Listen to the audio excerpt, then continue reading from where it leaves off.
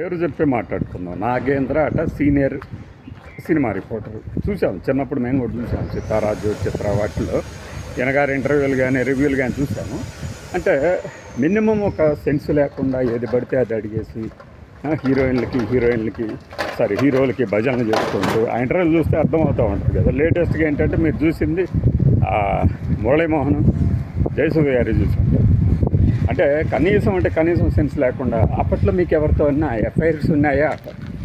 నాకు తెలిసి ఆమెకి ఆయనతో ఉన్నటువంటి పరిచయం కాబట్టి ఇలాంటి ప్రశ్న అసలు అడగొచ్చా అని చెప్పేసి చాలా సాఫ్ట్గా అడిగింది. కానీ లేకపోతే ఇంకొకళ్ళు అయితే దౌడబాగలగొట్టాడు.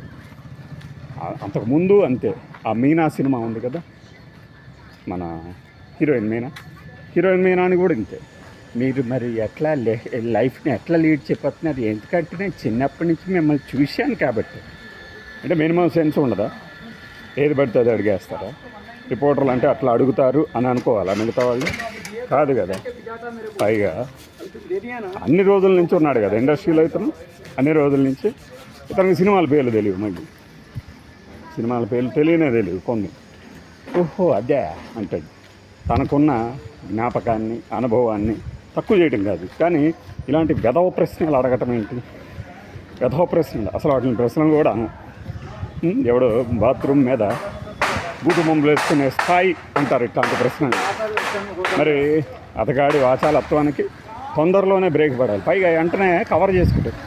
The no heroine has completed 50 years in industry అంటే ఐఎమ్ ఇంప్రెస్డ్ అని జయసుధ గారు సహజంగానే ఆమె సౌమ్యంగా ఉంటుందేమో, అందుకని మనం వదిలిపెట్టినట్టుంది. తర్వాత నాకు తెలుసు ఇంటర్వ్యూ అయిపోయిన తర్వాత క్లాస్ బీకే ఉంటుంది.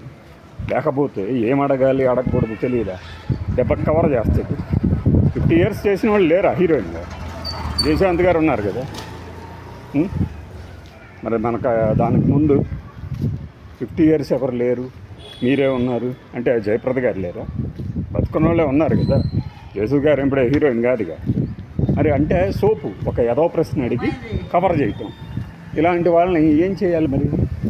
ఆ ఇంటర్వ్యూని బ్యాన్ చేయాలా? కింద కామెంట్ల రూపంలో పెట్టాలా? కనీసం సినిమా పేర్లు కూడా గుర్తుండవు మనోడికి. మళ్ళీ అప్పటి నుంచి ఇప్పుడు దాకా అందులోనే ఉన్నాడు కదా. ఓహో ఏదండి అదే ఓకే రైట్ యువర్ అనుకుంటే మధ్యలో ఇంగ్లీష్ పదాలు ఒకటి చిచి. అతను ఉంటే ఇకపై ఇంటర్వ్యూలు చూడబుద్ధి కావట్లేదు, చూడను కూడా అన్నమాట. బై.